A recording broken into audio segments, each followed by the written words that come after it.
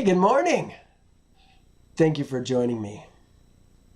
Thank you for joining us. There's a group of us that are on here together. You only see me, but we have a nice group that joins us each week. I want to do a pop quiz. Usually we do a kind of a review, but I'm going to do something a little bit differently today. And I want, what we talk about is really important. And for me, if I don't review it, I forget what it was that we talked about the week before. I don't want to forget it. I'm studying it so I can remember it. So with that said, I'm going to do a pop quiz. Let's do this. Will you get a piece of paper? Probably you don't need to. But we're going to start with this question. When did Jehovah's fire and smoke appear above the tabernacle? We saw the answer last week in Numbers 9. We also saw it in Leviticus. And I think we may even have seen it in Exodus. So this is not something that we haven't talked about before. Okay, here's the answer. Oh, I have it right in front of you. Remember, Numbers 9. Numbers 9 started out with Passover, first month, second year. We're doing the Passover. Then we went to second month, for second year, for the second Passover. And then we went back in time. It says, now on the day that the tabernacle was raised. What day was the tabernacle raised? First month, first day, second year.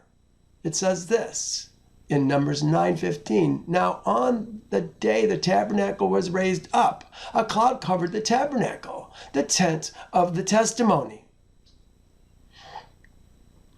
Now on that day the tabernacle was raised up, a cloud covered the tabernacle, the tent of testimony. From evening until morning it was above the tabernacle like the appearance of fire. So we had smoke by day, fire by night. Jehovah always comes in fire and smoke. This is how we're always going to see him. Can't look at him, but we see that fire and smoke. I think that's what was going on at the mountain when Moses saw the burning bush. Jehovah speaking out of the bush. Well, look what the next verse says. So it was always. The cloud covered it by day, and the appearance of fire by night. Second question. What day did Israel leave Sinai? What day did we leave Sinai? We were there for almost a year. Must be in the next chapter. It is in the next chapter. Oh, here it is, right at the beginning. Now it came to pass on the 20th day of the second month in the second year. 20th day, second month, second year. We were going to the wilderness of Paran. When Israel was numbered, who was numbered? When Israel was numbered, who was it that was numbered? We saw it precisely in Leviticus 1. We saw it again last week.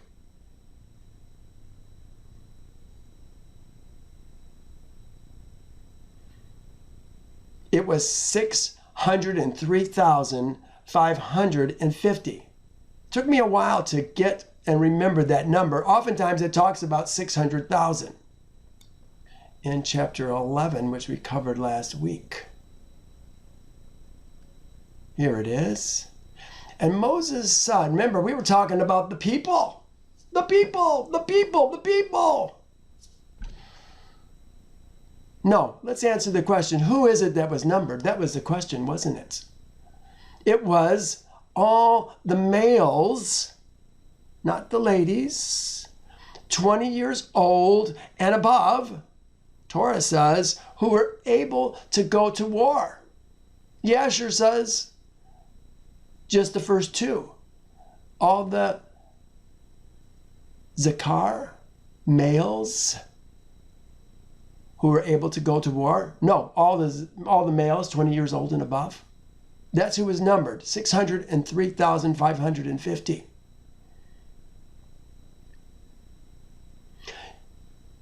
Chapter 10 talked about the order of march.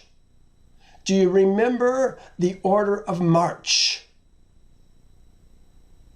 I think it's important. How we break our camp and how we set up our camp is important to us. Let's talk about that briefly. I put together this little map as the answer for this question. Here it is right here.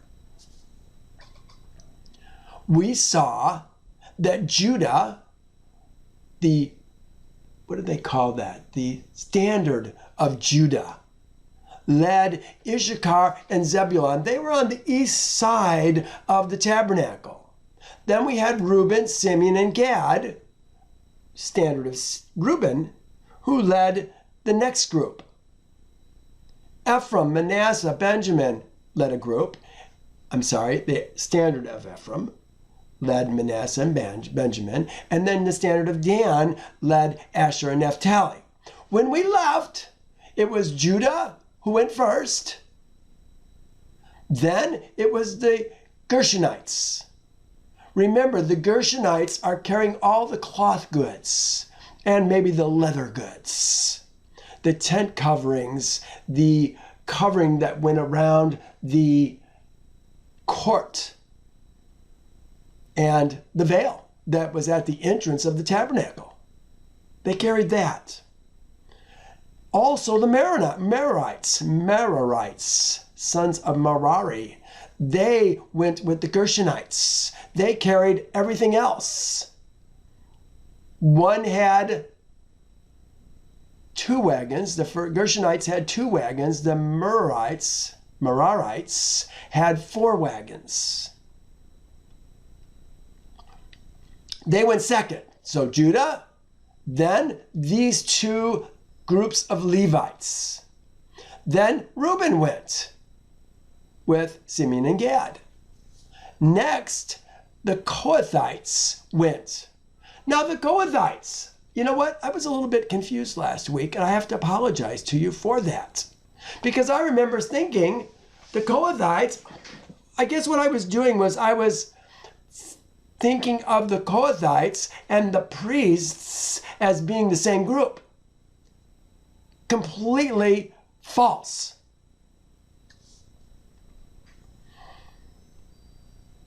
Let me share something with you, because this is something that we need to understand. I had to be reminded of it this week. Remember I said, how did they carry, if it's just the priests, how did they carry all the things, all the holy things that they needed to carry last week?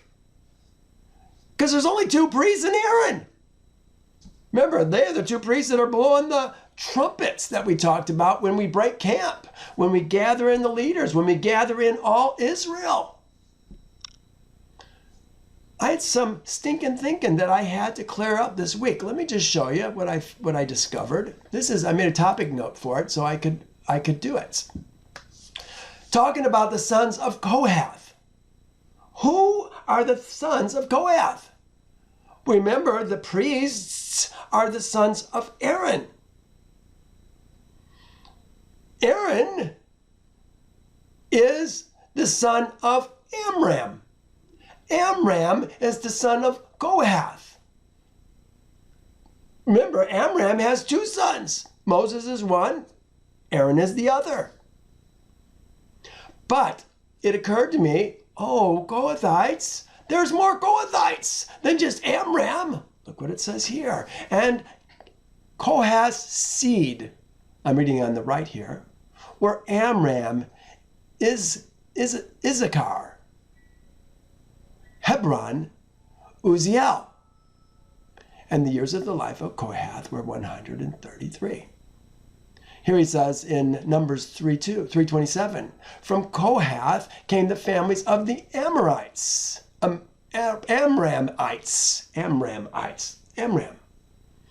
families of the Issacharites, the families of the Hebronites, and the family of the Uzzielites. These were the families of the Kohathites. These were the Kohathites' families. Really what it's saying. All who were numbered among the Levites, whom Aaron, the leaders of Israel by the families of their fathers' houses, from 30 years old and above, even to 50 years old. Everyone who came to do the work of the service and the work of the bearing burdens. Remember, we talked about this in Numbers 4, numbering the Levites and giving them their burdens. Those who were numbered were 8,580. Let me show you this. Do you remember me last week perplexing over who was carrying the holy things? Again, I was thinking the Kohathites were Aaron and his two boys. Wrong by 2,747. That's how wrong I was. And even more wrong, those are the working men of the Kohathites. If you numbered all the Kohathites, we had 8,597 other Kohathites. These 2,747 guys are the ones who are carrying the holy things. Remember, it was the priests, Aaron's sons, who covered the holy things before the rest of the Kohathites were allowed to come in to carry them, to take them out of the tent and carry them. Well, I think we forget that the priests are Aaron's seed. We could even say they're all Kohathites. The priests are Kohathites. But there's other Kohathites besides Aaron's seed. They're all Levites. But not all the Levites are Kohathites. And not all the Levites are priests. We could take it one step further. All the Levites are Israel's seed. But not all Israel's seed is Levites. We have to make these distinctions. We had plenty of men to carry the holy things. 2,647 others that were able to help carry the holy things. I'm sure some of them didn't have to carry anything. Well, wanted to run that past you and correct that error that I had last week. In chapter 11, we also saw that Moses was feeling overwhelmed. Yehovah brought 70 elders to Moses and put a spirit on the 70 elders. Whose spirit did Yehovah put on the 70 elders? Do you remember? Was it Moses' spirit or was it Yehovah's spirit? I think this is a really important thing for us to understand. The spirit that Yehovah put on Moses was, here it is right here, 11:25. Whoops, next chapter. 11:25. Then Yehovah came down in a cloud and spoke to him and took the spirit that was upon him, Moses, and placed it upon the 70 elders. And it happened when the spirit rested on them that they prophesied. Remember, we saw that that was incorrect. They prophesied and did not cease and continued to prophesy. Ooh, how interesting. Oh, no, we had one more question. Remember here, I guess this goes along, and this is why I had it in this chapter. It talked about the people. Now, when the people complained, remember, the people complained. We saw that these people were who? Who are the people that we were talking about? Do you remember? Jehovah sent a fire to the outskirts of the camp and burned us up. I guess I just gave it away.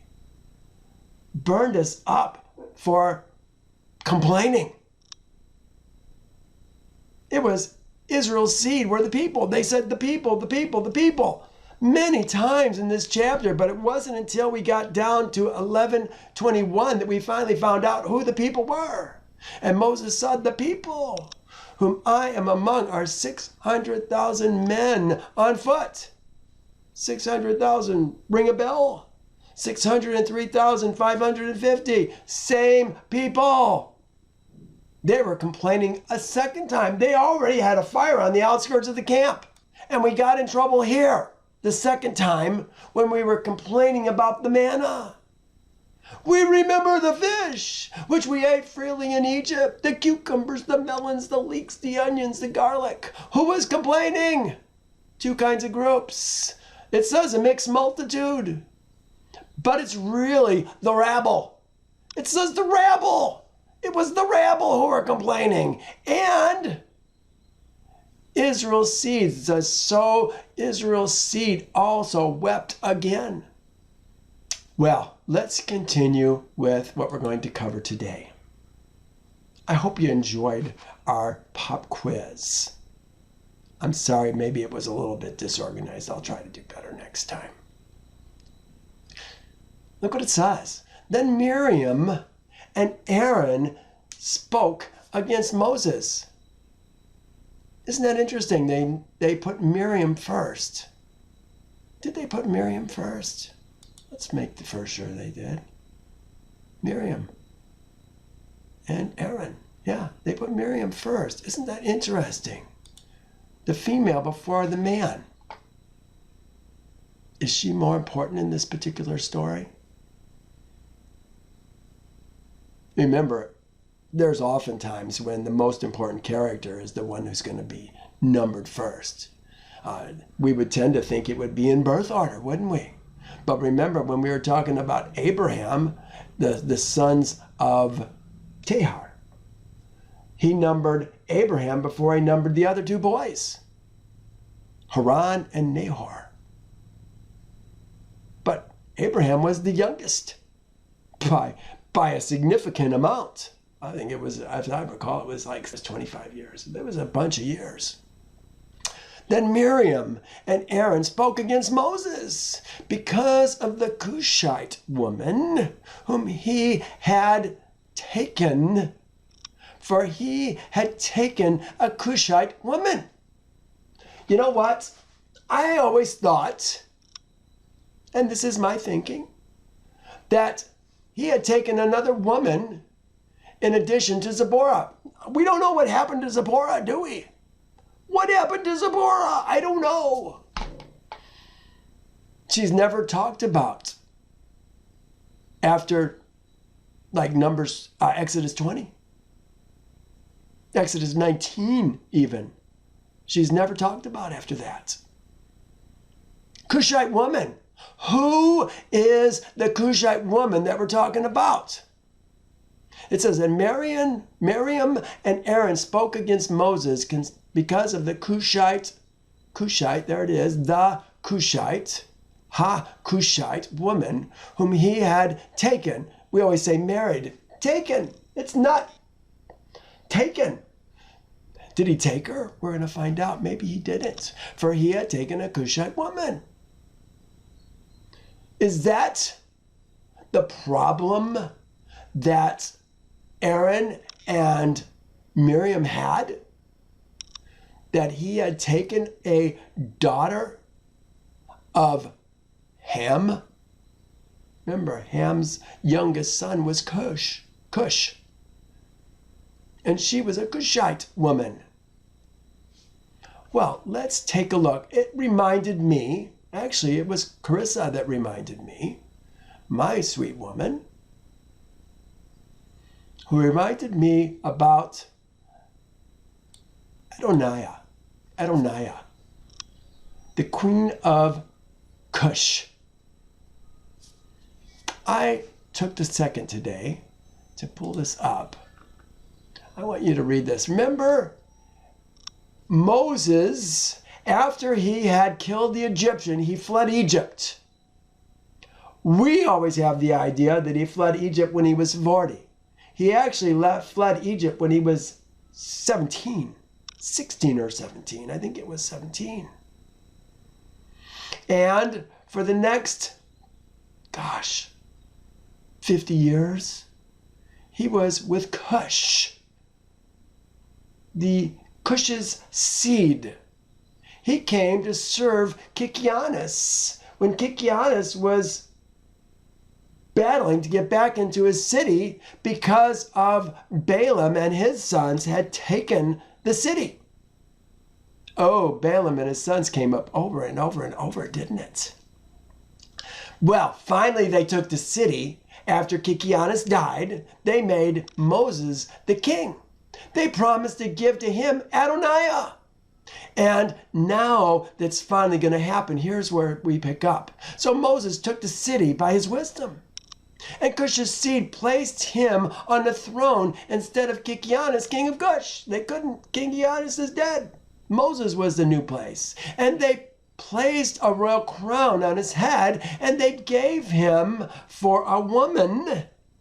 He didn't take her. They gave him for a woman Adoniah, the Cushite queen, the wife of Kikianus. We don't know it yet, but she had a son. It's going to play a significant role later on, like 40 years later. And Moses feared Yahovah, Elohim of his fathers, so that he came not to her, nor did he turn his eyes to her. He came not to her, nor did he turn his eyes to her. Moses remembered how Abraham had made his servant Eliezer swear, saying unto him, Thou shalt not take a woman from the daughters of Canaan for my son Isaac. He's going to give two examples. Isaac was not supposed to take a woman from Canaan's, really, Ham's seed. Also what Isaac did when Jacob had fled from his brother. He commanded him, saying, Thou shalt not take a woman from the daughters of Canaan, nor make alliance with any of Ham's seed. By taking a woman of Ham's seed, we're making alliance with them. For Yahovah, our Elohim, gave Ham Ben-Noah and his sons and all his seed as slaves to Shem's seed and Jephthah's seed, and unto their seed after them for slaves forever. Therefore Moses turned not his heart nor his eyes to the woman of Kikianus all the days that he reigned in Cush. And Moses feared Yahovah his Elohim all his life. And Moses walked before Yahovah in truth. With all his heart and soul he turned not from the right way all the days of his life. He declined not from the way either to the right or to the left, in which Abraham, Isaac, and Jacob had walked. Isn't that beautiful? You know what? Remembering these kinds of things, could this actually be what's happening with Miriam? She finally, in the second year of our being in the wilderness, found out about this Cushite woman? Maybe he mentioned it at a dinner one night. Oh yeah, I used to be the king of Cush. They gave me his wife. Now they're complaining. He took this woman. Could this be the woman that we're talking about? I think it might be. So they said, verse 2, has Jehovah indeed spoken only through Moses? Has he not spoken through us also? And Jehovah heard it. This is what they're saying. Has he only spoken through Moses? Has he not spoken through us also? You know, Miriam prophesied one time. She was 4 or 5 years old. That too happened in Yasher. It's given maybe a little bit of light in Exodus. But here's what it says in Yasher 68:1. And it was at that time that the spirit of Elohim was upon Miriam. Like I say, she was a very, very young girl, 4 or 5 years old. Amram's daughter, the sister of Aaron. And she went forth and prophesied about the house, saying, behold, a son shall be born unto us from my father and mother this time, and he shall save Israel from the hands of Egypt. We have no other places where Miriam has prophesied. When did Aaron? Has Jehovah spoken through Aaron? This is what they're saying. Read it again. Has Jehovah indeed spoken only through Moses? Has he not spoken through us also? Who's the head of whom? We're going to see today that Moses is the only one who calls Jehovah Adonai, my master. And that Aaron calls Moses Adonai, my master. I think Miriam has forgotten her place in the pecking order. You know what? That's nothing new. Ladies today forget their place. Oh, I know, I'm such a male chauvinist, aren't I? But do you want to learn the role of a woman and the role of a man in Jehovah's kingdom? Your desire shall be for your man, and he shall rule over you. Let's consider some of these ideas as we read this story. Verse 3. Now the man Moses was very humble. Very humble. Looked at this word. Anah. Anah. Gentle. In a sense of careful watching. Here it says, again in, this is ancient Hebrew lexicon of the Bible. One who is oppressed, gentle. One who is oppressed or depressed. Careful watching, gentle.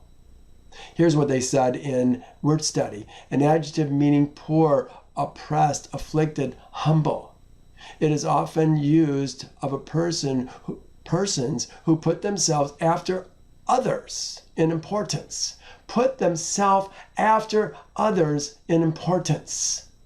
This is what Moses is like. But Moses is the head, but he puts himself after others. Persons who are not proud, haughty, supercilious, self-assertive, low in rank or position. This is Moses that we're talking about. More than all men who are on the face of the earth. This doesn't say all ladies, all persons. It says all men. 4. Suddenly Jehovah said to Moses, Aaron, and Miriam. Look what it says. It says, come out, you 3. Here's the word. Has to do with issuing, excrement. Here it says in particular as a verb, it means to go out, to go, come, or issue out. They translate it as go out. Go out of what? No, it says come. They said come out, not go out. Come. It means to come. A woman in the tent of meeting. This is what he's saying. He's saying come. This is Yahovah speaking. He says come to the tent of Me'od. So the three came. A woman doesn't go to the tent of meetings. She maybe sometimes comes to the door of the tent of meetings in some cases where she's got to bring an offering after she's given childbirth, been unclean of a zuv, an unclean, abnormal emission. If she's had leprosy, she might come to the door of meeting to bring her offering if she has been made clean, so she can come back into the city. Come, you three, to the tent of meetings. So the three came. Then Yahovah came down in a pillar of cloud and stood at the door of the tent, of the tabernacle, the tent, door of the tent, and called Aaron and Miriam, and they both went forward. You know what? This is exactly the same word. They both went forward. Yatzah. How come they translate one as come out and this one as go forward? What did I have here? They both came. Yeah, they both came. That's what they're doing. They're both came. Yahweh descended in a pillar of a cloud and stood at the tent and called Aaron and Miriam, and they both came. Then he said, hear now my words. If there is a prophet among you, I, Yahovah, make myself known to him in a vision. I speak in a dream. Remember, we've talked about this before. Prophets of Yahovah seem to receive their visions or seem to receive their words from Yahovah in two ways: visions and dreams. The Gentiles, sometimes Yahovah speaks to them. He spoke to Nebuchadnezzar. He's spoken to Egypt, or to Pharaoh. He spoke to Abimelech in dreams, but not visions. He spoke to Balaam in dreams, at first for many years. And finally, when he was supposed to prophesy evil against Israel, Yahovah spoke to him in a vision. He spoke with his eyes wide open. A vision. But listen to what Yahovah says here. I'll read it again on my translation. Then he said, hear my words. If there is a prophet among you, I, Yahovah, make myself known to him in a vision. I speak to him in a dream. Oh, I guess I had all these other guys listed here. Remember, 2 weeks ago, we were talking about this. I raised up some of your sons, talking about Israel's seed, your sons as prophets, and some of your young men as Nazarites. Is it not so, O Israel's seed? Says Yahovah. You know what? There are women who prophesy, and he says that that would be the case. In the last days, Joel 2, he talks about your sons shall see visions, your young men will, or your old men will dream dreams. Your daughters will prophesy. Your male servants and your female servants will prophesy. But just because they prophesy, does that make them prophets? I think we have to maybe rethink some of these kinds of things. These 70 men prophesied and did not stop prophesying. Then they talked about 2 men in particular last week. Joshua said, "Make them stop, Moses." And Moses said, "I wish all of you prophesied." Now Yehovah says, "Not so with my servant Moses. He is faithful in my house."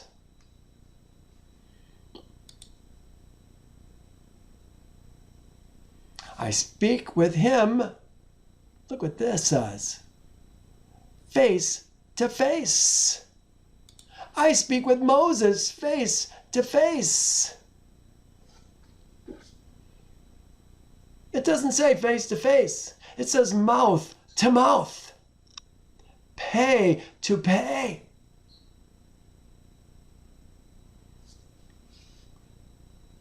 I speak to Moses mouth to mouth, even plainly, and not in dark sayings. And he beholds what is known of Yehovah. Why then were you not afraid to speak against my servant Moses? You ask, isn't she a servant of Moses? I'm a servant of Yehovah. Isn't Aaron a servant of Yehovah? No, that doesn't seem to be the case.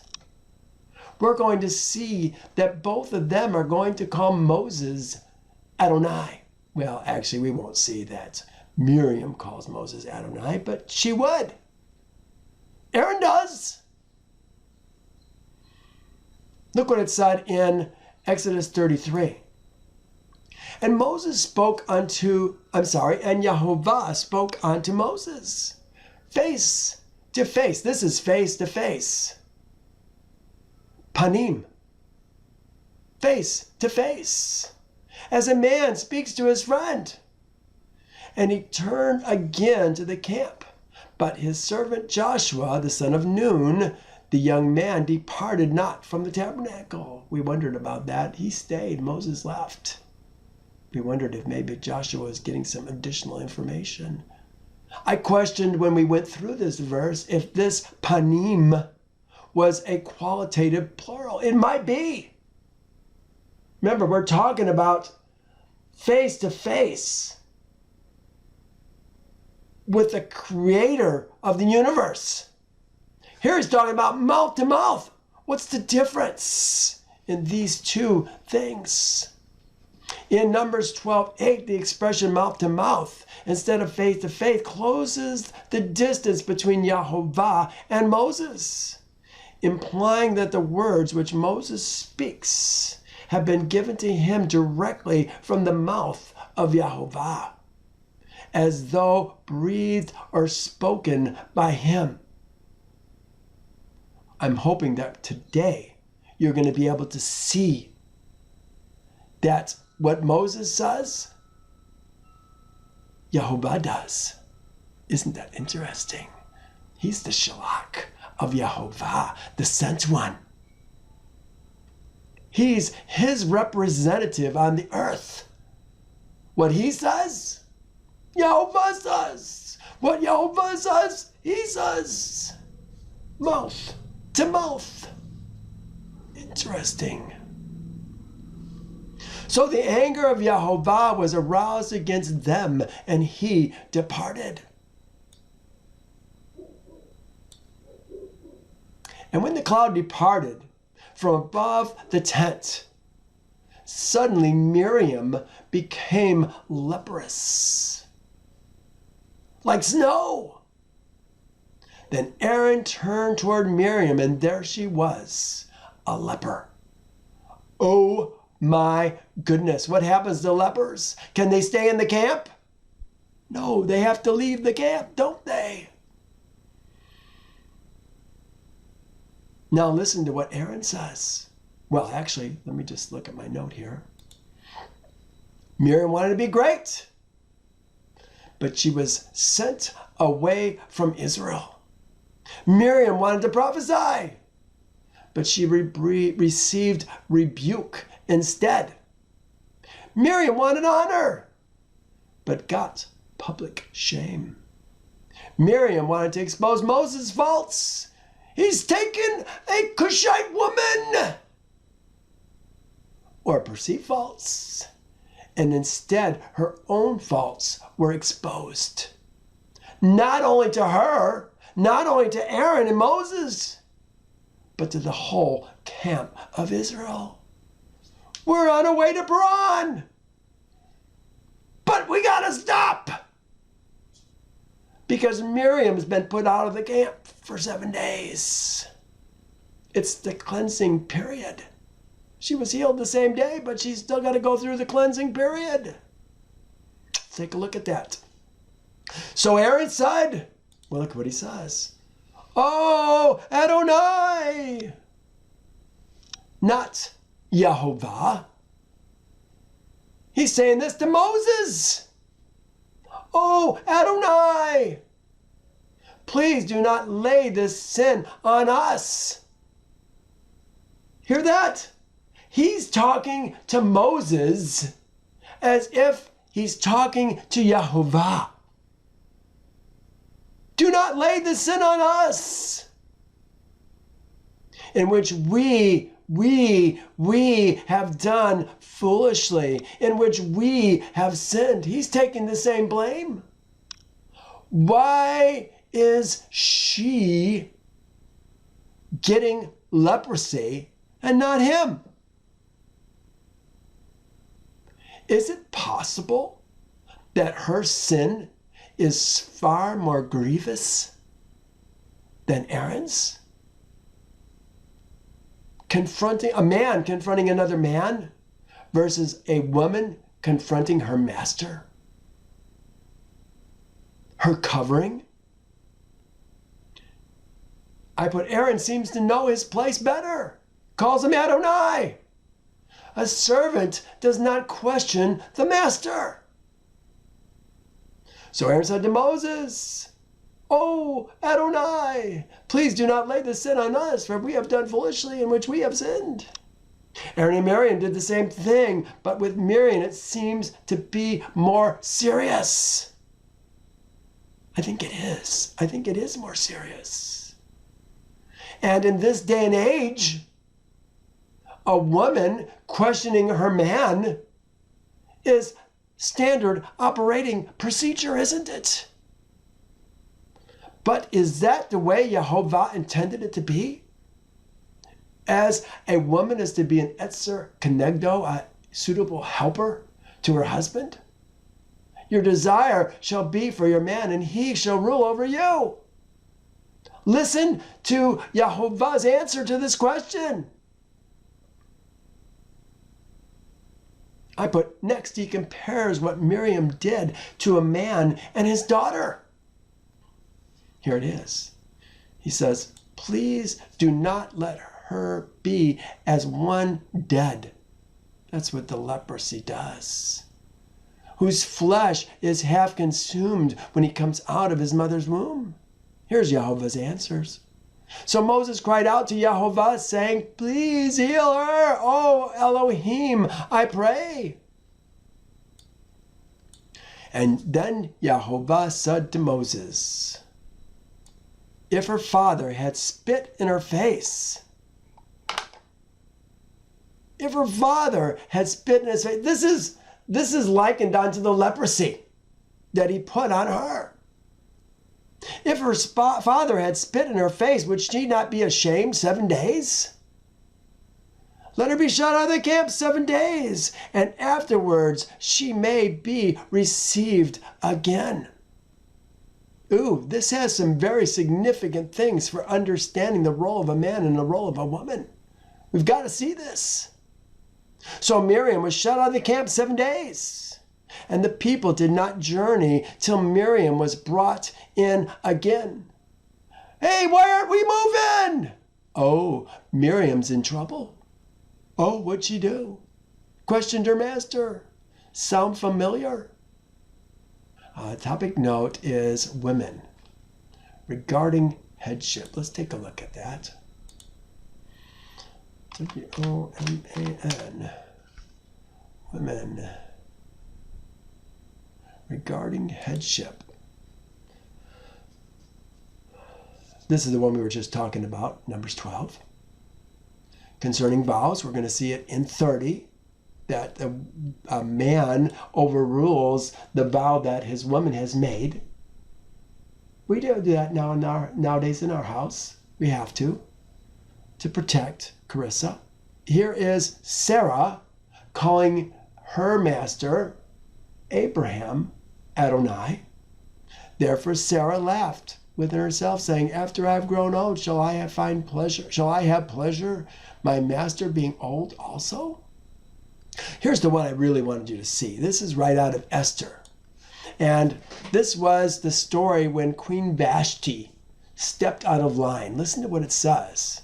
And Memucan answered before the king and the princes, saying, Queen Vashti has not only wronged the king, but also all the princes and all the people who are in all the provinces of King Ahasuerus.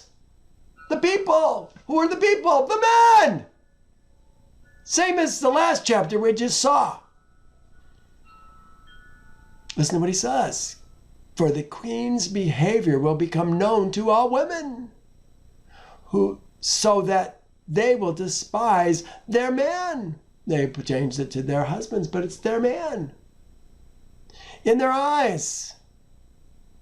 So they will despise their men in their eyes. When they report, King Ahasuerus commanded Queen Vashti to be brought before him, but she did not come. This very day, the noble ladies of Persia and Media will say to all the king's officials that they have heard the behavior of the queen. Thus there shall be excessive contempt and wrath. Did you hear that? This is causing a problem. They said it violated protocol. In the story called One Night in the King. Do you remember that video? Oh, it's a wonderful video if you haven't seen it before. It's one of my favorites.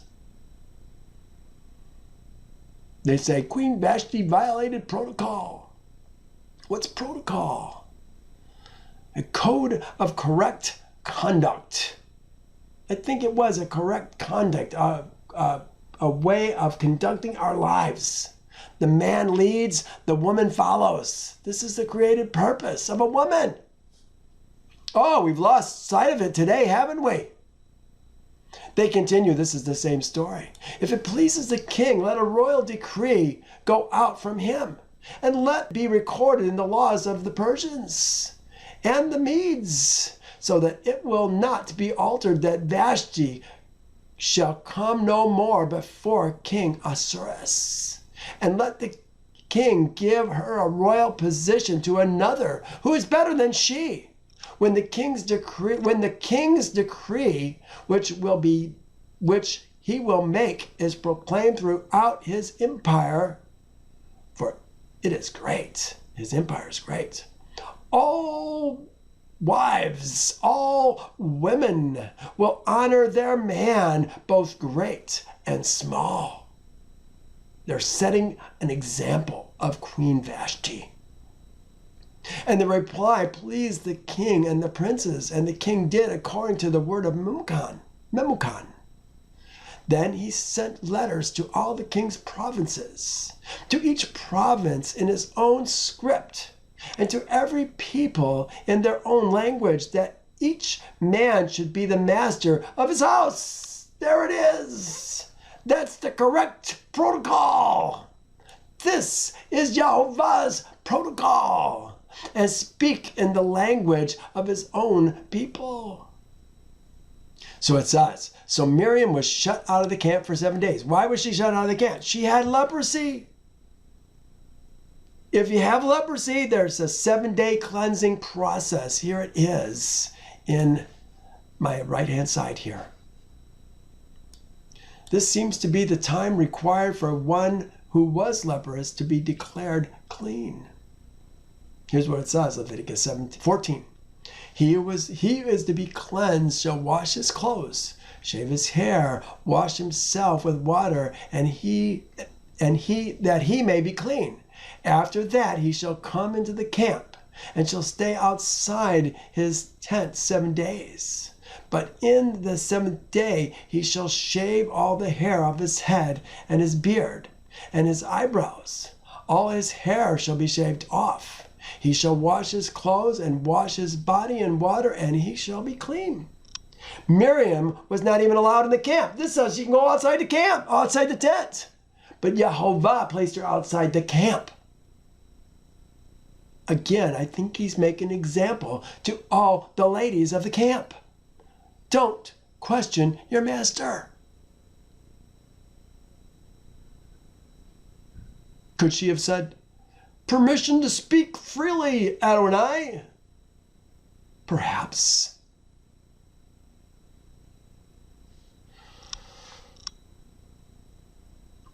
And afterwards, the people moved from Hazeroth and camped in the wilderness of Paran. This was a 3-day journey.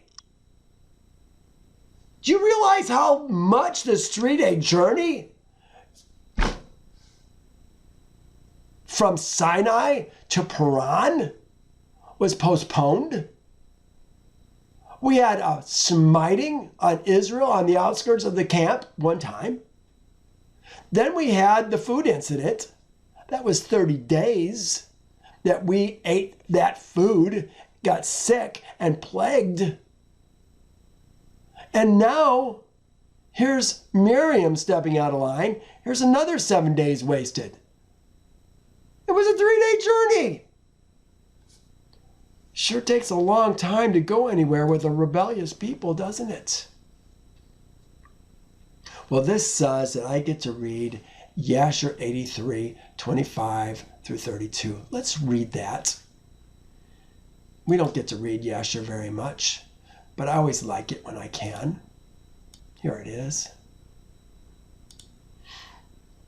25.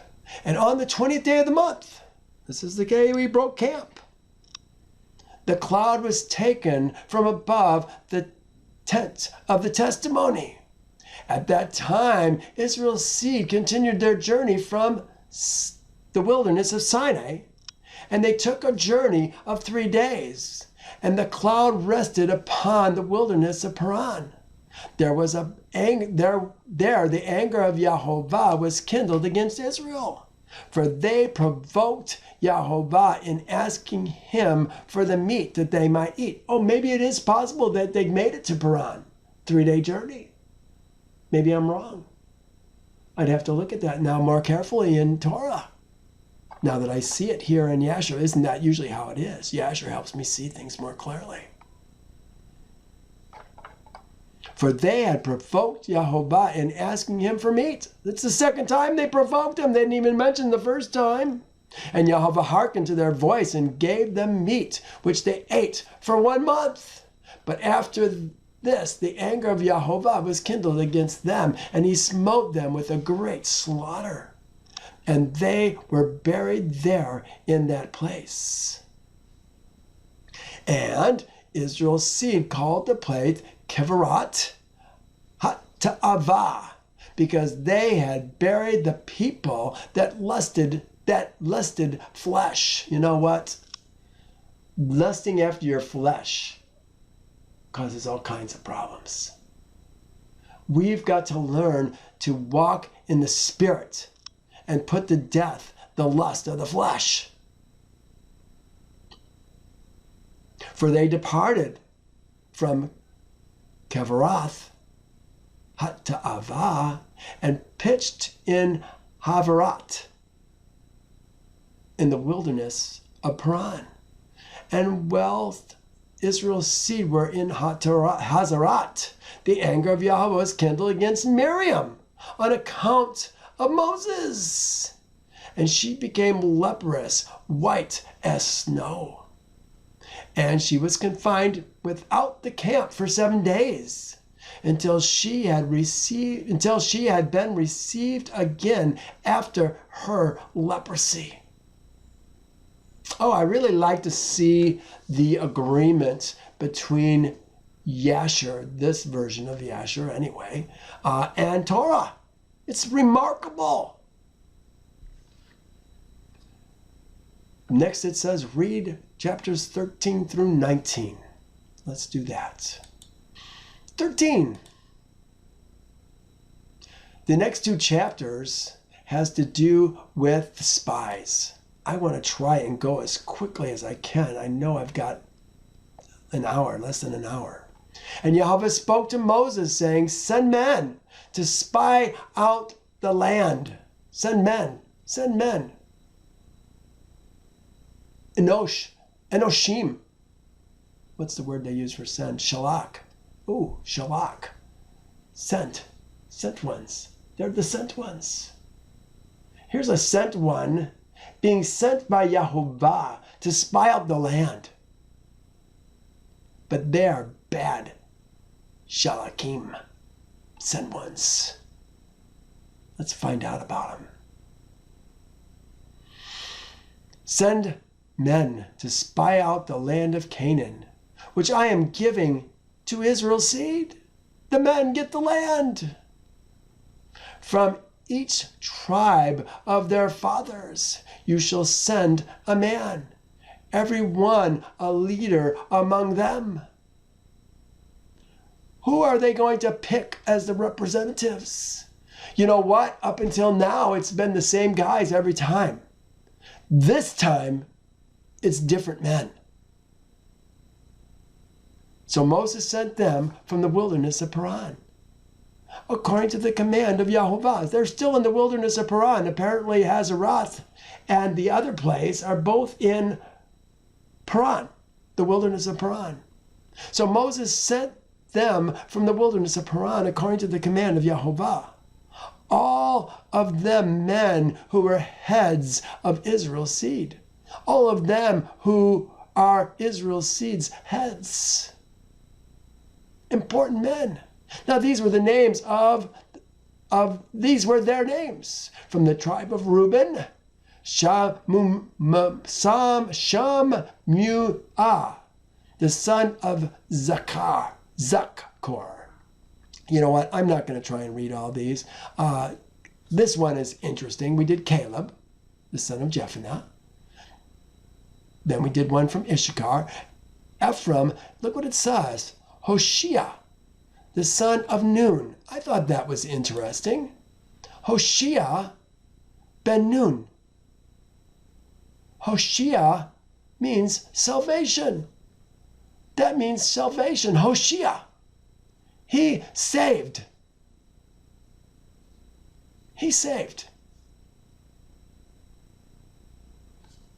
But we're going to see differently, something different below. Let's take a look at that. Who is this person? Hoshea.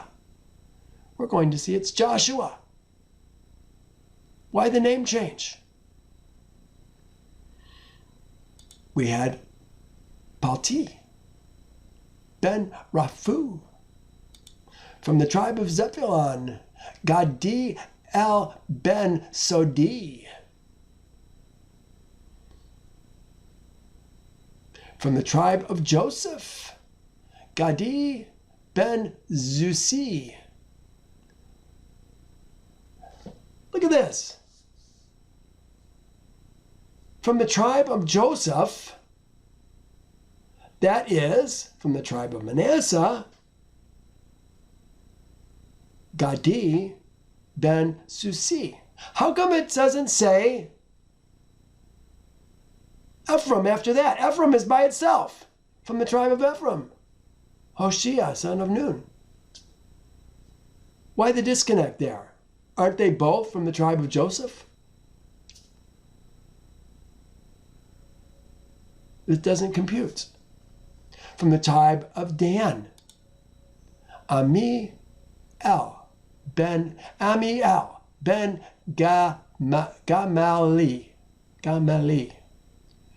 From the tribe of Asher, Situr ben Machal. Machal. Good name.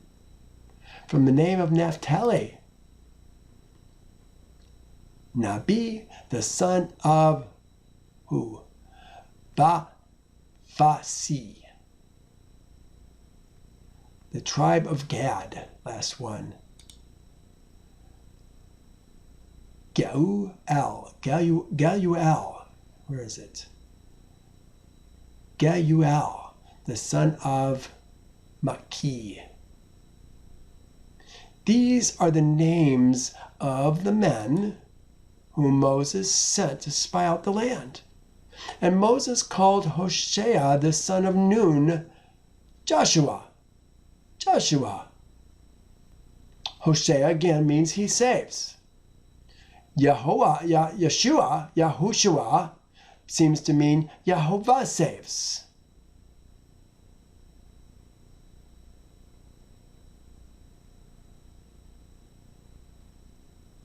Here's Easton says Yehovah is his help, or Yehovah the Savior. Yehovah the Savior. Proper noun designated for Yehovah, for Joshua. The name means Yehovah delivers. 17. Then Moses sent them to spy out the land of Canaan. And he said to them, go up this way into the south, and go up to the mountains, and see what the land is like, whether the people who dwell in it are strong or weak, few or many, whether the land they dwell in is good or bad, whether the cities they inhabit are like camps or strongholds, whether the land is rich or poor, and whether there are forests there or not. These are all things that we need to know. Be of good courage and bring some of the fruit of the land. Now the time was the season of the ripe grapes. The season of the ripe grapes. You know, I had to think about this. What is the season of the ripe grapes? And the days is what it says, and the days, Yomim, was the day of grapes. Plural on grapes. The first ripe fruit, bikari grapes. Bikari grapes, the first fruit of the grapes. I put, isn't this still only the second month? Second year? Well, I guess it can't be, because remember, we left on the 20th day of the second month. We had 30 days for the food, the meat that Yehovah sent, and then another 7 days. So there's a month and a week right there. So that would take us to where? That would take us to maybe the 4th month? Barely into the 4th month after we left Egypt. But here it's talking about the time of ripe grapes, bikari grapes.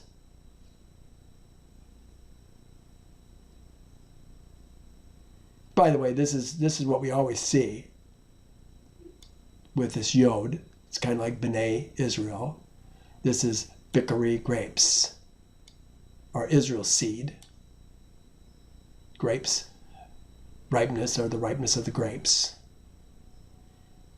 Same deal with a noun, proper noun. Remember, we always said it's a proper noun or substantive noun.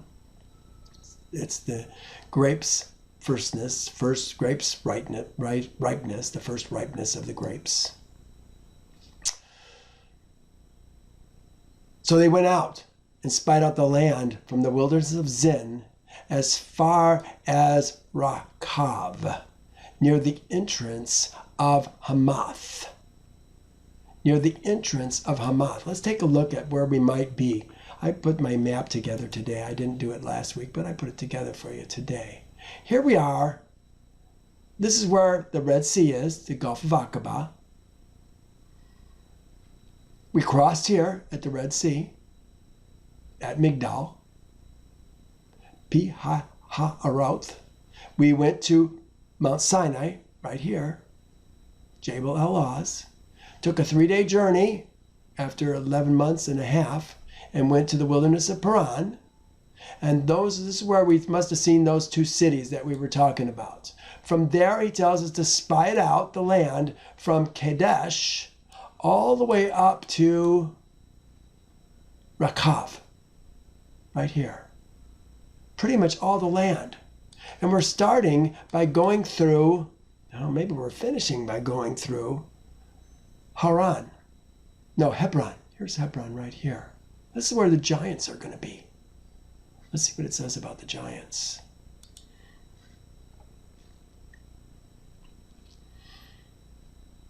Near the entrance of Hamath. I couldn't find where the entrance of Hamath is.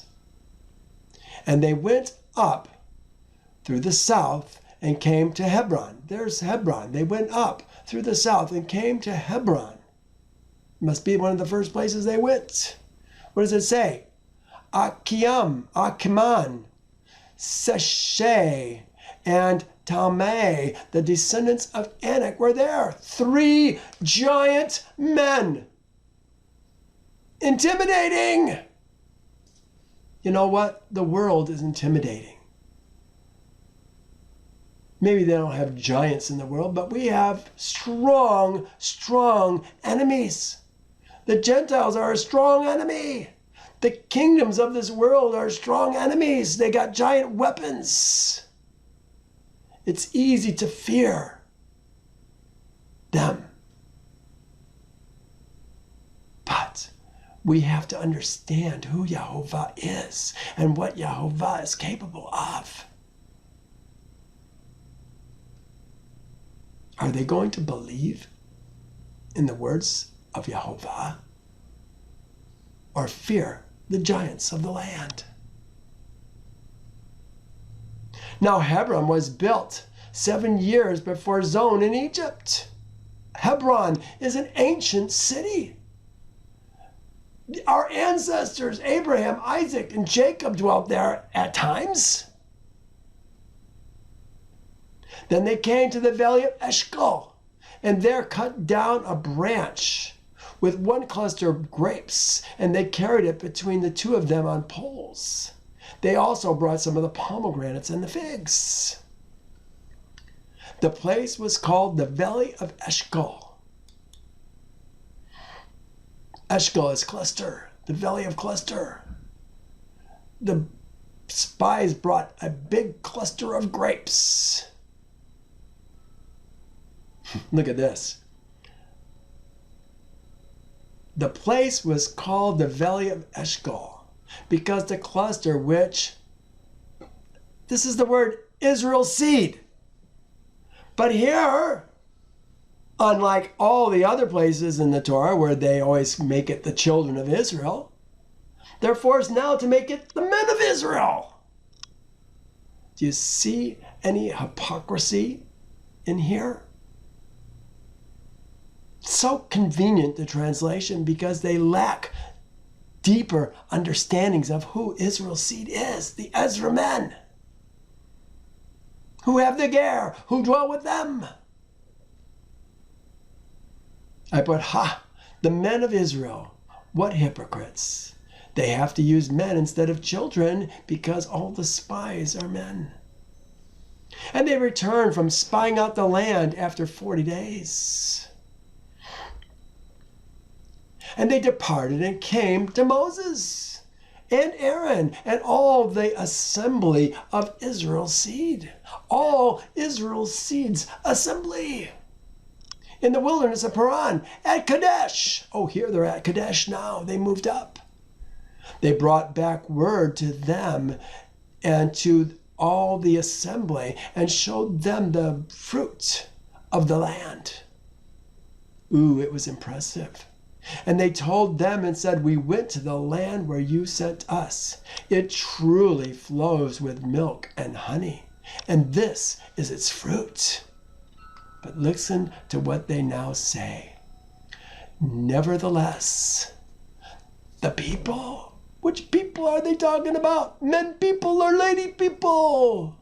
The people who dwell in the land are strong. The cities are fortified and very large.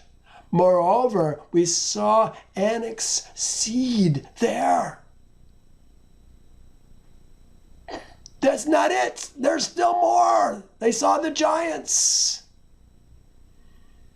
Now they say, the Amalekites dwell in the land of the south. Do you remember who the Amalekites are? Amalek, youngest son of Esau. No, not Esau. One of Esau's sons, as I recall. I'd have to look at that. I forget where Amalek fits in. But he's from Esau's line. The Amalekites dwell in the land of the south. The Hittites, the Jebusites, the Amorites dwell in the mountains. And the Canaanites dwell by the sea and along the banks of the Jordan. This is weird because a Hittite is a Hettite. The Jebusite is also from one of the sons of Canaan. I'll show you in just a second. And the Amorites, Amari, son of Amari, dwell in the mountains. They're all Canaanites. Then it says the Canaanites dwell by the sea and on the banks of the Jordan. Amalekites, son of Esau, Esau's seed, were the first named. They were the first enemy to attack them when they left Egypt. A feared enemy. Esau is probably the number one enemy of Israel, Jacob. A man of the flesh versus the man of the spirit. The Amalekites dwell in the land of the south. Here, let me do this. I think I've got a note. Let's go to Canaan. Canaan, sons of, here we are. Look who his sons are. Zidon, Heth, this is the Hittites. Amari, there's Amari. Oh, look at this. The Hittites, Het, are also called Jebusites. This is so, or was it Hivites? No, it says Hittites. Same people. The Hittites, the Jebusites. Maybe you could say the Hittites, quote, Jebusites. And the Amorites. Amorites are the sons of Amari. See Amari there? Right here. Amari. They're all Canaanites. They're all Canaanites. It says, then Caleb quieted the people. Which people is he talking about? Men people or lady people? Men people, those are the ones. The ladies don't come to these gatherings. Then Caleb quieted the people before Moses and said, let us go up at once and take possession, for we are well able to overcome it. Did you hear that? This is Caleb. Caleb. We are well able to overcome it. Here's a man who has faith in Jehovah. But the men who had gone up with him said, we are not able to go against the people. Again, we're talking about men people. They're not worried about the ladies, for they are stronger than we. I put, what made Caleb so confident? He knew who he served. And they gave Israel's seed a bad report of the land in which they had spied out. The land through which we have gone as spies is a land that devours its inhabitants. And all the people whom we saw in it are men of great stature. Large, great men. Here again is the same punctuation, the same grammatical construction as B'nai Israel. Here's B'nai Israel with the Yod, Israel's seed. That's what I like to call them so that we understand it differently. And here is Enosh. This is Enoshim, but they had to conjugate it. This is large, great men. Large, great men. They're large and great men. We're afraid. Not knowing who they actually are serving. These are men thinking in the flesh instead of the spirit. And these are men who have seen with their own eyes. Remember, we're only just 2 years out of Egypt. These men saw with their own eyes all the things that Yehovah did in Egypt. What he did at the Red Sea, how he fed them in the wilderness, how he brought them meat. All the things that he did, the pillar of fire and smoke. We're afraid because they lack faith in Yehovah. Last verse in this chapter. There we saw the giants. The descendants of Anak came from the giants, and we were like grasshoppers in our own sight. Hear that? We were like grasshoppers in our own sight, and so we were in their sight. Well, how can they speak for their sight? Their sight is malfunctioning because of their own unbelief. Here it is. How soon we forget the strong arm of Yehovah which brought us out of Egypt. We were like grasshoppers in our own sight. Perception, knowledge, and understanding changes everything. Yes. When we begin to realize the spiritual half of this, who it is that we serve, then we say things like Caleb did. We are well able to overcome it. You know what? That's the spirit that we've got to get in these last days. We are well able to overcome it. I love this verse in Isaiah. They're talking about being grasshoppers in their own eyes. Look what Yehovah says. Have you not known? Have you not heard? Has it not been told you from the beginning? Have you not understood from the foundations of the earth? It is he who sits on the circle of the earth, and its inhabitants are like grasshoppers. We were like grasshoppers in our own eyes. No, you got the wrong perspective. Who stretches out the heavens like a curtain and spreads them out like a tent to dwell in. He brings the princes to nothing. The sons of Anak exceed to nothing. He makes the judges of the earth vanity. Jehovah's men dwell in heaven. Let me just read you a couple more verses. Lift up your eyes to the heavens. Look on the earth beneath, for the sky will vanish like smoke. The earth will grow old like a garment, and those who dwell in it will die. The ones who dwell in the earth will die. Well, doesn't Abraham dwell on earth? Doesn't Moses and all Israel's seed dwell on earth? No, they don't. They dwell in heaven. They're born into another kingdom, a spiritual kingdom. And those who dwell in it will die in like manner. But my salvation will be forever, and my righteousness will not be abolished.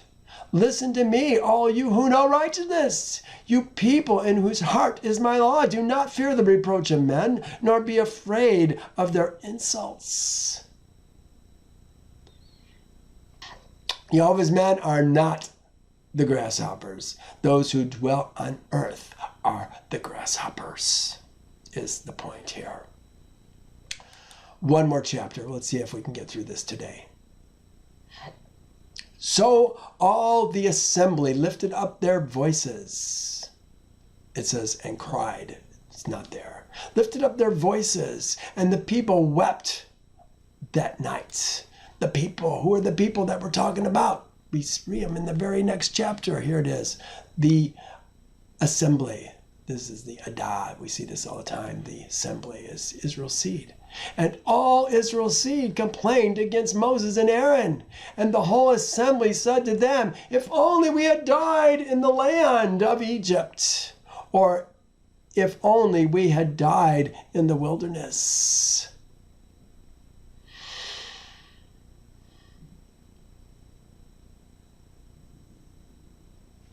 This is the people.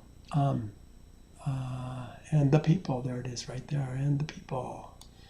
Let's make this green so remember that that is correct. Who are the people? Israel's seed are the people, and all Israel's seed complained. The whole assembly is Israel's seed. 3.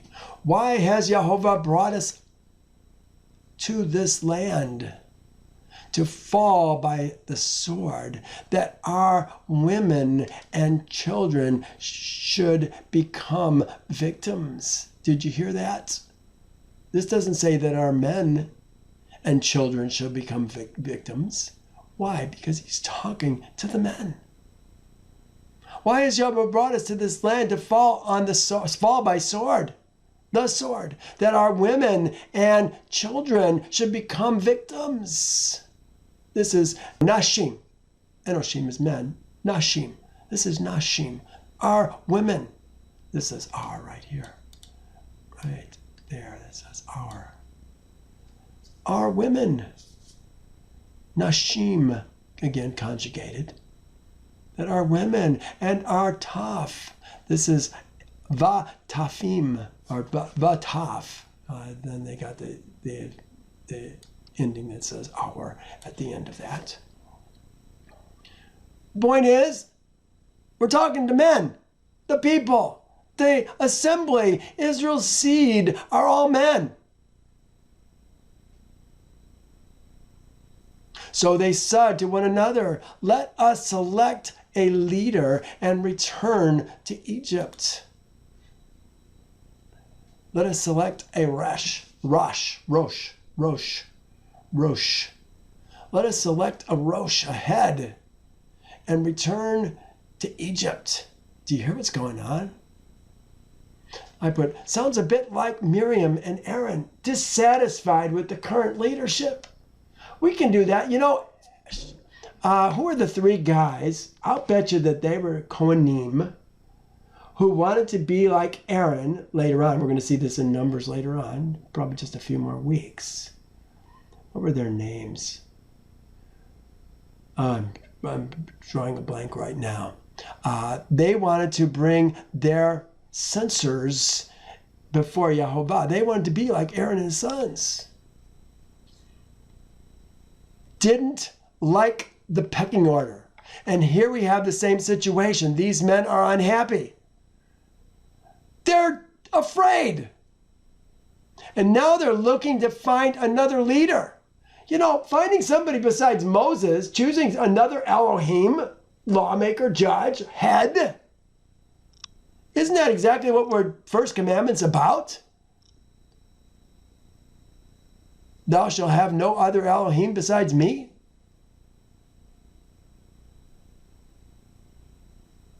I think it is.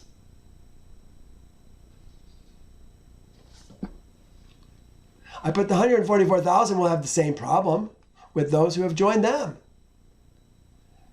I said, find out who the great ones are and follow them. Like it or not, follow them. They're going to do what's best for you. Yahovah's Shalakim, sent ones, are going to help us stay safe. We'll want to go back to Egypt. We'll want to go back to our jobs. We'll want to go back to our Obamacare or whatever thing we're going to have by then. Don't go there. Trust in Yehovah. Have faith in what Yehovah says.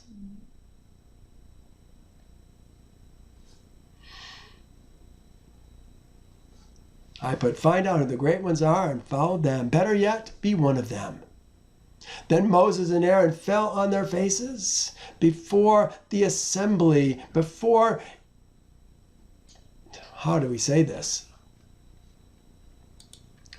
Then Moses and Aaron fell on their faces before all assembled. Israel's seeds assembly. They're kind of saying it twice. Before all assembled, before all assembled, Israel's seeds assembly. I put duck and cover. You know, isn't this what's going on? Look at this. They're hearing the voices of these people. And this is Moses and Aaron falling on their face. Jehovah's not going to like this. Beware.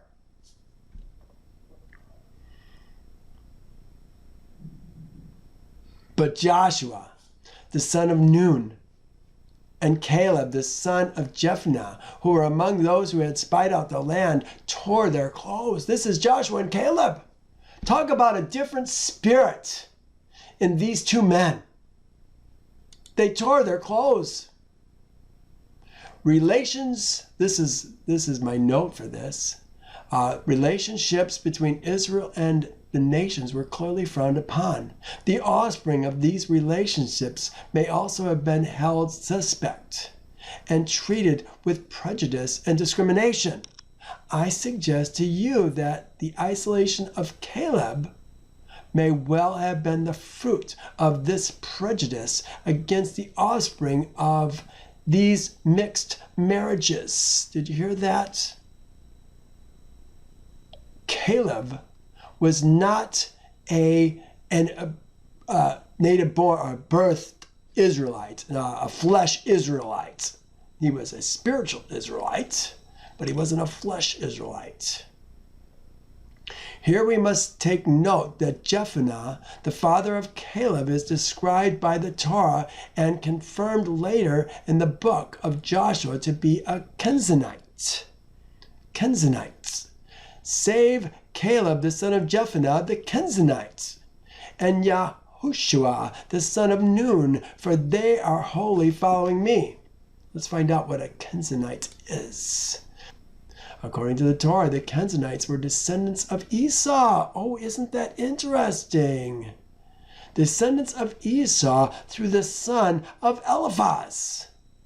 Here it is. Oh my goodness. And this might help us with Amalek. Amalek was the son of Eliphaz, the last born son of Eliphaz. I think he was the son of Eliphaz in Eliphaz's old age. Let's check it out. These are the names of Esau's sons. Eliphaz, the son of Adah. This has got so much mistakes in it. The wife of Esau. Reuel, the son of Bethmith, the wife of Esau, the son of Eliphaz, were the sons of Eliphaz. Oh, yeah, here's the sons of Eliphaz, were Temnon, Omar, Zapho, and Gatam. Oh, so many names that we know from our readings in Yasher. And Kenaz. This is the Kenizzites. And Timnah was the concubine of Eliphaz. Hear that? Timnah was the concubine of Eliphaz. And she bare Eliphaz Amalek. So I was right. Amalek was not a direct descendant of Esau. He was his grandfather. And it was Eliphaz, his eldest son, who bore Amalek. That's where the Amalekites come from. These were the sons of Adah, Esau's woman. This means that Amalek is Caleb's great uncle, and perhaps even a great great uncle. Ooh, look at that. This is other things that we can talk about and have talked about in the past. Let's continue. And they spoke to all Israel's assembly, saying, this is the same word right here, Adah, all Israel's assembly, saying, the land we pass through to spy out is exceedingly good. This is Joshua and Caleb. Exceedingly good. If Jehovah delights in us, he will bring us into this land and give it to us, a land flowing with milk and honey. I put these two are men who truly know Jehovah and what he can do for them. Only do not rebel against Jehovah, nor fear the people, the Am of the land. For they are our bread. Their protection has departed from them, and Jehovah is with us. Do not fear them. Oh my goodness, they are our bread. We are like a lion after its prey. They are our bread. Let me read you a couple verses. I think this is really good. Do not say a conspiracy concerning all that the people call a conspiracy, nor be afraid of their threats, nor be troubled.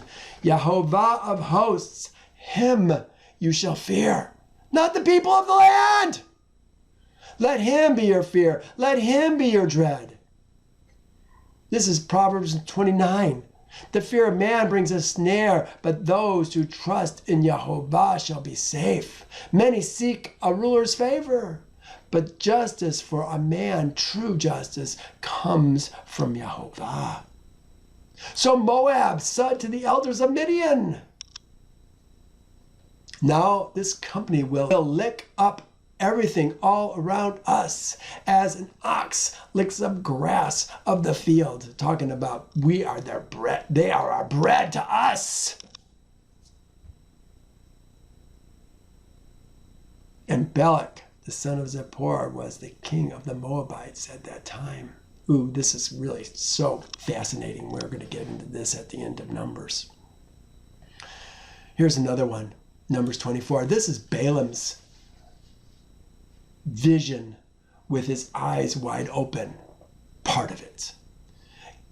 Elohim brings him out of Egypt, Israel's seed. The plural he. He has strength like a wild ox. We're going to eat him like grass. They are bread to us. He shall consume the nations, his enemies.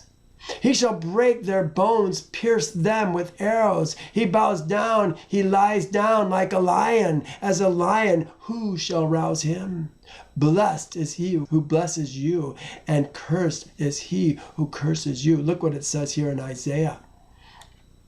He will lift up his banner to the nations from afar, and will whistle to them from the ends of the earth. The banners, who's he will whistle to. What does he say?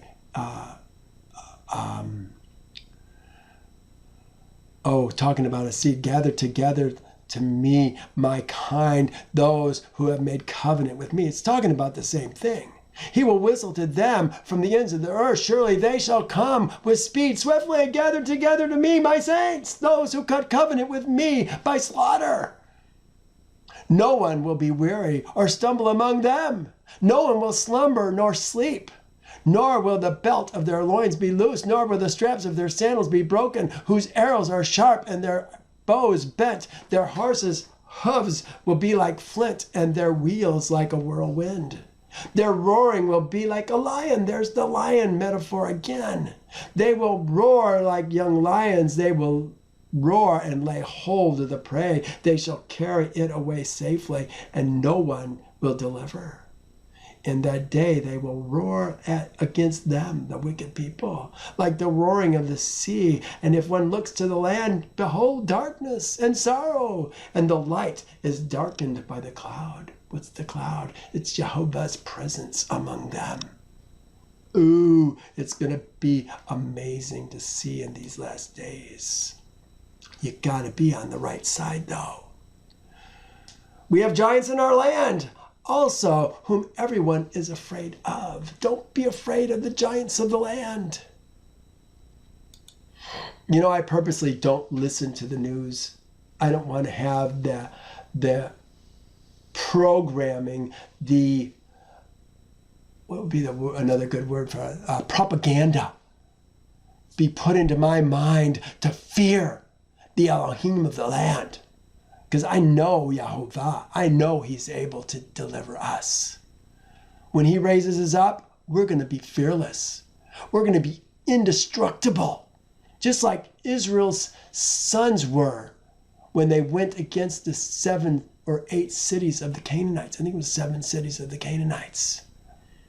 Just a few years after the brouhaha at Shechem. Oh, it's going to be amazing to see.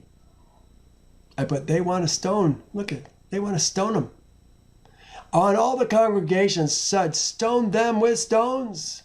Now the glory of Yehovah appeared in the tent of Moed before all Israel's seed. But they want to stone him with stones. Well, isn't this what the flesh men who say they are Yehovah's always want done? Stone those who tell us the truth. I've been stoned a few times. After a while, you get tired of going to those places. Then Yehovah said to Moses, how long will this people reject me? And how long will they, it says, how long will they not believe me? How long will they not believe me? It's really, have faith in me. I think I had a note in here. And Yehovah said to Moses, how long will the people scorn me? And how long will they not believe in me in spite of all the signs I have performed for them? Oh man, isn't this the truth? They've seen so much, and yet they're so afraid. We, Israel's seed, not the Gentiles, provoke Yehovah by not having faith in him. I think it's a better way of saying it, having faith. It says in him. Not having faith in him. But many people believe Yehovah, but few believe, or many people believe in Yehovah, but few believe him and act on his truths. Even the demons believe Yehovah, but they do not believe him. Yeah, I believe in God, but you don't believe God. Look what he says. This is James. Thus also faith by itself, if it does not have works, is dead. But someone will say, you have faith, I have works. Show me your faith without your works, and I will show you my faith by my works. You believe that there is one Elohim? Is that what you believe? You do well. It says, even the demons believe and tremble. But they don't follow Yehovah. They won't act on his words. But do you not know, O foolish man, that faith without works is dead? Will you leave the kingdom of your birth and join yourself to Jehovah's people or not? That's what he requires of us. Coming to Yehovah is a life-changing event. This is not about not keeping Christmas. Oh, sure, that's part of it. But it's such a little part of it.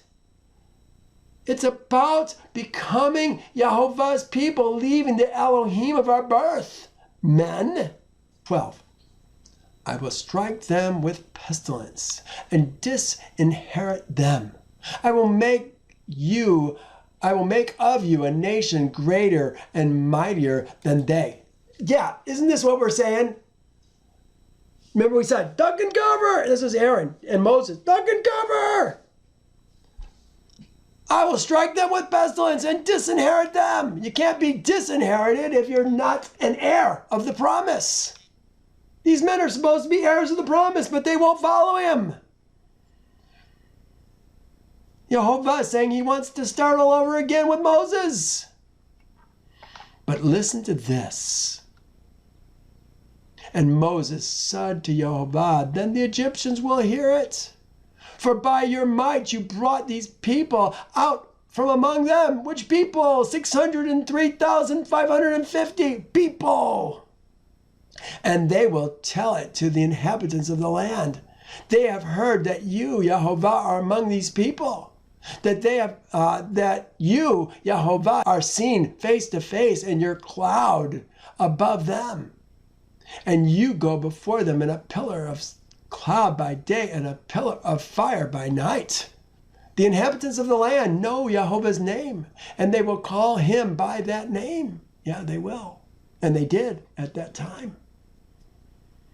When we were coming to Canaan, they knew who we were, and they were afraid. That's why we went to spy out the land. We were not grasshoppers in their eyes 40 years later, but we were grasshoppers in their eyes to ourselves because we lacked the faith in Yehovah. What changed in that 40 years? Did they just not want to go back and spend another 40 years? Oh, we remember what happened last time, don't we? Oh, I'm getting late, you guys. I'm going to have to stop. I really wanted to finish this chapter, but I'm hardly getting it started.